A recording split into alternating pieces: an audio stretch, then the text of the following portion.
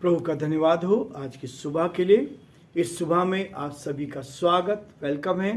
इस डिवोशन में भी आप सभी का स्वागत है। प्रभु आप सबको आशीष देगा और आज का दिन आपके लिए बहुत आशीष में बनेगा, ताकि आप प्रभु के साथ जीवन जीते रहें, आगे बढ़ते जाएं, प्रभु की महिमा करें। हम यहाँ से जयपुर राजस्थान से आप सभी के लिए आशीष की कामना करते हैं, आशीष को भेजते हैं, और ये आत्मा के द्वारा होता है। जब हम आत्मा से इन शब्दों को भेज रहे हैं तो ईश्वर आपके जीवन पर, आपके परिवार पर बहुत आशीष देगा, ताकि आप प्रभु की महिमा को देख पाएं और परमेश्वर के हाथ को देख पाएं। प्रियो, आज हम प्रभु के साथ इस बात को देखना चाहते हैं ताकि हम प्रभु की महिमा को देख पाएं।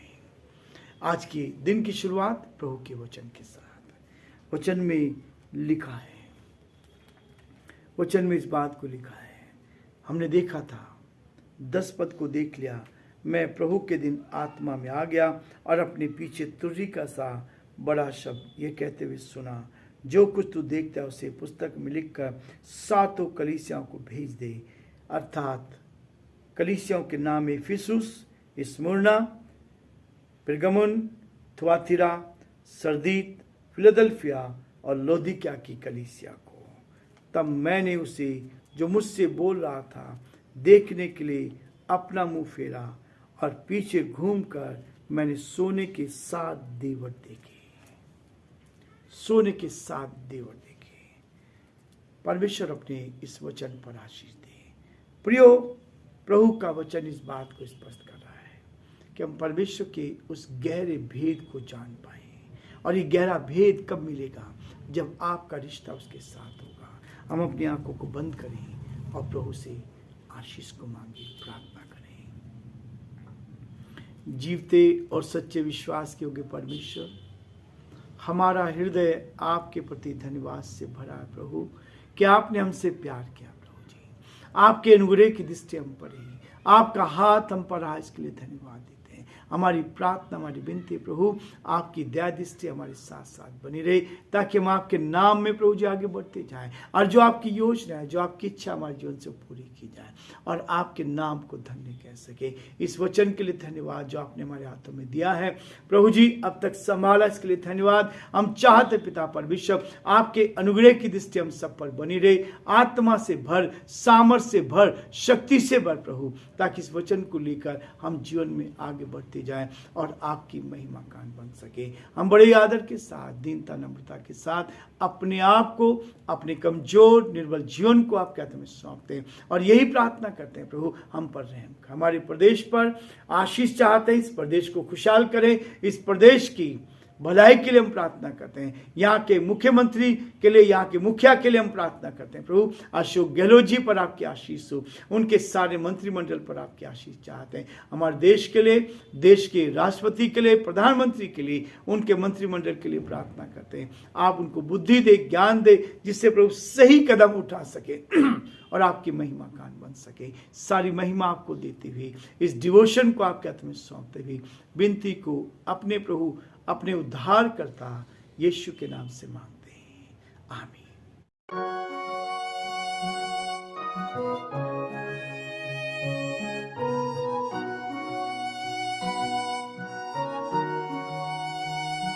कलवरी के पास खड़ा हो,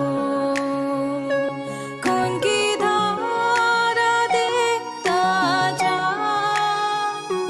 तेरे पापों का यही दाम दिया है मसीह यीशु ने।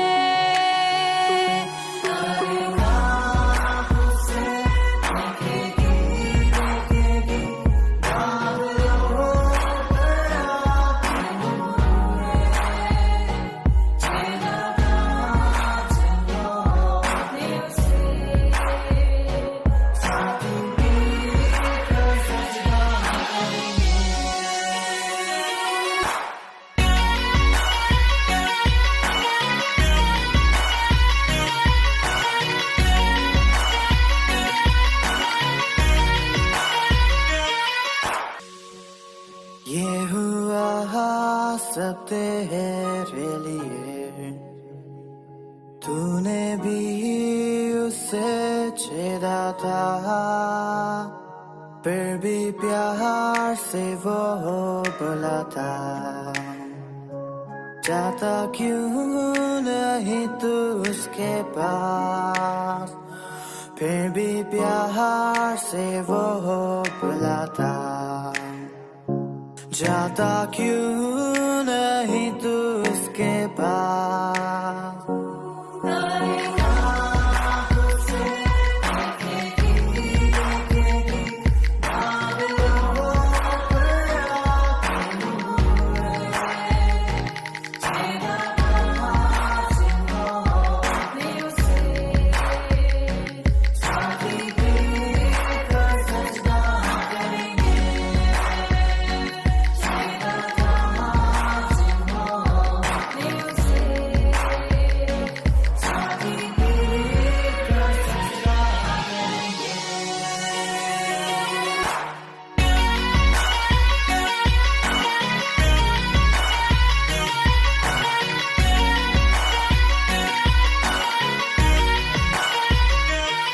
जल्दी वक्त गुजरता जाता है, रात अंधेरी आती है, तौबा कर दरवाजा होगा बंद, कुछ ना होगा फिर पछताने से, तौबा कर दरवाजा होगा बंद, कुछ ना होगा फिर पछताने से।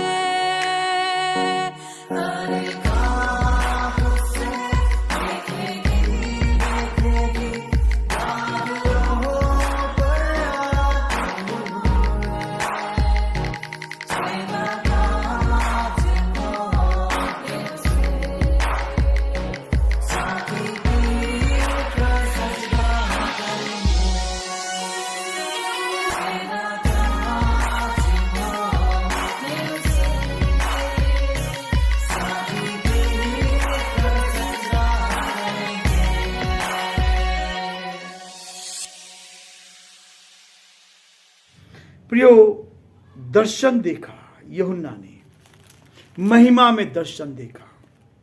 ऐसा दर्शन जो उसे देखा, जब घूम के देखा तो सोने के 7 दीवटों को देखा। उन 7 दीपदानों के मध्य में मनुष्य के पुत्र जैसा देखा। ये दर्शन उसने देखा। प्रभु यीशु मसीह जो मनुष्य का रूप से इस दुनिया में आया था, यीशु मसीह इस दुनिया में मनुष्य का रूप धारण करके आया और मनुष्य का रूप धारण करके इस पृथ्वी पर आ गया। और न कि इस पृथ्वी पर आ गया, उसने लोगों से भिन्न भिन्न लोगों जैसा जीवन बिताया, उनसे अलग जीवन बिताया। कैसा? क्योंकि वह पाप रहित था, उसके अंदर पाप नहीं था। संसार के लोग पाप करते थे, लेकिन उसके अंदर पाप नहीं था। मत्ती, मरकुस, लूका, यूहन्ना में इस बात को दर्शाया गया। वो पाप से अज्ञात था, उसने पाप नहीं था, वो पाप से बिल्कुल भिन्न था। वो संसार में आया, वो पाप को अपने ऊपर उठा लिया। आपके मेरे पापों को उसने अपने ऊपर उठा लिया और इस बात को दिखाया कि परमेश्वर हमारे साथ रहता है। प्रियो, यहाँ जो कुछ उन्होंने देखा, अनुभव किया, वही लिखा। फिर भी हम उसकी ओर आकर्षित होते हैं। बड़े बड़े लोगों ने भी इसके विषय में गवाही दी है। केशवराव चंद्र वह मुकुट है जो प्रभु यीशु मसीह के लिए रखा गया है। हिंदुस्तान वो मुकुट है, प्रभु यीशु मसीह के लिए रखा गया है। यूहन्ना को मनुष्य के पुत्र का दर्शन दिया जा रहा है। मनुष्य के पुत्र का दर्शन दिया जा रहा है और उस दर्शन को देख रहा है। लेकिन यह महिमा में दर्शन तो है, इस दर्शन को देख तो रहा है, तो भी प्रभु यीशु मसीह वही प्रेम, दया और तरस खाने वाला है। आज भी वो लोगों पर तरस खाता है, आज भी लोगों पर दया करता है, आज भी लोगों पर दया करके अपनी सामर्थ को प्रकट करता है। प्रियो, अब यूहन्ना का ध्यान जाता है, यूहन्ना का ध्यान जा रहा है। वो दर्शन देख रहा है, सोने के 7 दीवटों को देख रहा है। उन 7 दीवटों के बीच में मनुष्य के पुत्र जैसा एक दिखाई दे रहा है। अब उसका ध्यान दे जा रहा है उस चोगे पर जो प्रभु पहने हुए था, उस चोगे पर जो प्रभु ने पहन रखा था, उस पर ध्यान जाता है। वो उन 7 दीवटों के बीच में है, उन 7 कलीसियाओं के बीच में है, और उन दीवटों के बीच में रहकर उस चोगे पर जो उसने पहना था और उस सुनहरे पटके पर जिसे उसने सीने में बांध रखा था, पटुका या बेल्ट, ये कमर पर बांधा जाता है। प्रियो, ये बेल्ट जो है, ये पटका जो है, कमर में बांधा जाता है। और जब लेकिन ये महिमा में दर्शन का इस बात को दिखा रहा है कि बेल्ट को बांधा गया कमर में, ये कमर में बांधा गया, लेकिन प्रभु सोने के पटकों को सोने पर बांधे हुआ था, सोने के पटके को सीने पर बांधे हुए था। ये परमेश्वर का ये जीवित वचन है। उन्हें हम देखते हैं, उन्हें तो 1000 वर्ष बाद लोगों ने बनाया और वे विकसित नहीं हुए। वास्तविकता ये है कि परमेश्वर मुझे और आपको इस बारे में आगे बढ़ाना चाहता है। आज संसार के लोग मूर्तियां बनाते हैं, अलग अलग रीति से बनाते हैं, उसको घर कर बना कितनी सुंदर बनाते हैं, कितनी सुंदर बनाते हैं। उसका चित्रों को लोग आदर देते हैं, चित्रों को देखते हैं, तो फिर वही मूर्ति आरंभ हो जाएगी। बनाते हैं और उसको अपने घरों में भी रखते हैं, लेकिन उससे क्या देखा फिर? सिर और बाल श्वेत ऊन और हिम के समान थे। सिर के बाल जो थे श्वेत हिम के समान वो दिखाई दे रहे हैं। यूहन्ना यहाँ पर प्रभु के सिर एवं बाल को श्वेत ऊन के समान व हिम के समान देख रहा है। वो हिम के समान इस बात को देखा, ऐसे श्वेत हैं, ऐसे श्वेत हैं जैसे यूहन्ना, पतरस, याकूब और यूहन्ना ने जब यीशु मसीह का रूपांतरण हो उस पहाड़ के ऊपर, वहां जाकर जब यीशु का रूप बदल गया, उसके वस्त्र कैसे थे? उस समय श्वेत वस्त्र थे, पवित्र वस्त्र थे।